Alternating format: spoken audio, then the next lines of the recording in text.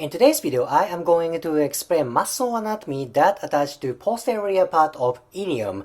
Particularly, I want to focus on superior part, backside superior. As you may notice, there are back muscles attaching on posterior superior ilium. Let's get started from superficial layer. I want to explain this muscle first. This is Latissimus dosa.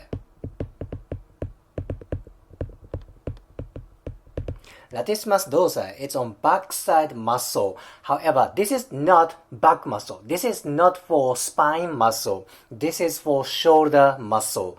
This is very rare muscle which originates from pelvis, then it crosses shoulder joint. This is the only muscle in human body that attaches to pelvis and humerus. Very interesting muscle.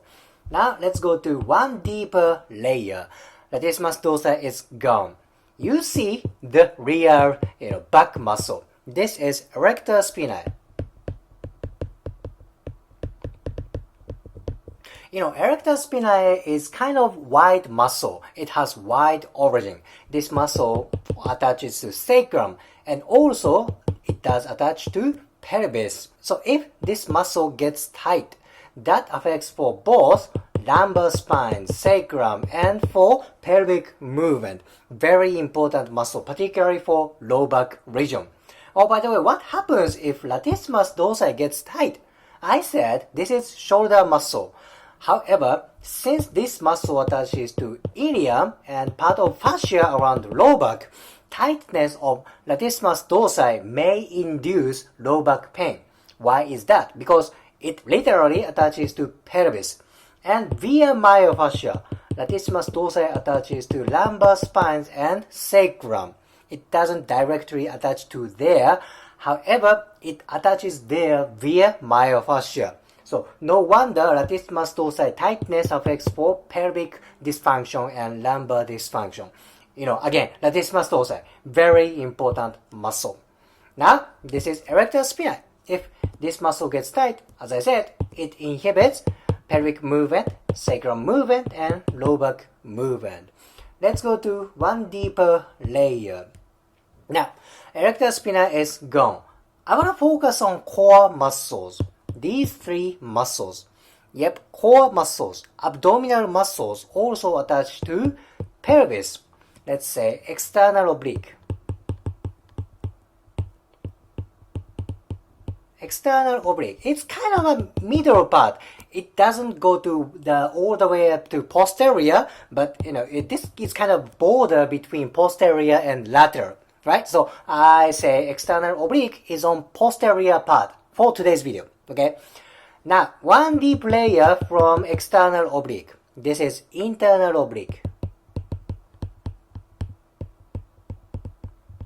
Internal oblique, it also attaches to ilium. Then one deeper layer from internal oblique. This is transverse abdominis.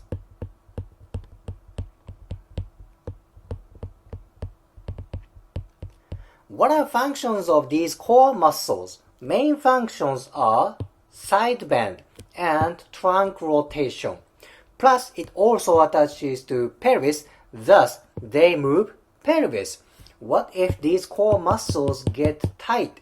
That of course diminishes core movement, abdominal movement, and pelvis. See, this region is very important muscle attachment. Now let's go to the deepest part, where all the abdominal muscles, latissimus dosa, and back muscles are gone. I want to focus on this muscle. This is quadratus lumborum.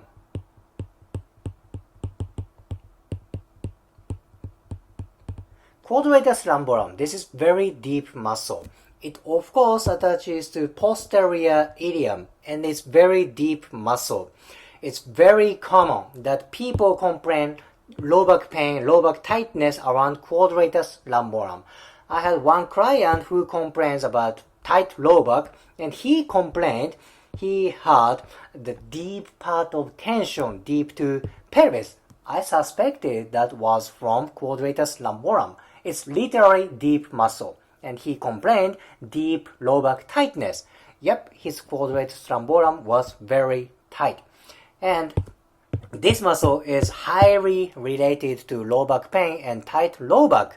I don't know why about too much biomechanics of low back region, but tendency, I see many people who have tight quadratus lumborum. Now, they tend to have low back pain, tight low back. This area is very, very important. At last, I want to introduce one ligament. This connects lumbar spine and ilium. This is called iliolumbar ligament.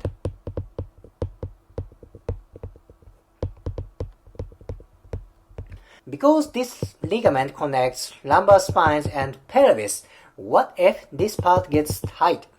That can lead to low back pain and tight low back. Tightness around this region is also common. So at the time I'm filming this video, I tend to focus on quadratus lumborum tightness and iliolumbar ligament tightness.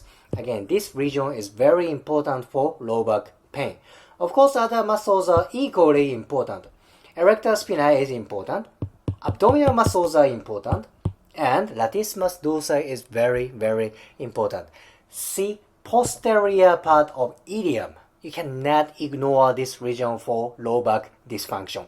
If you liked today's video, please hit the like button, comment and subscribe.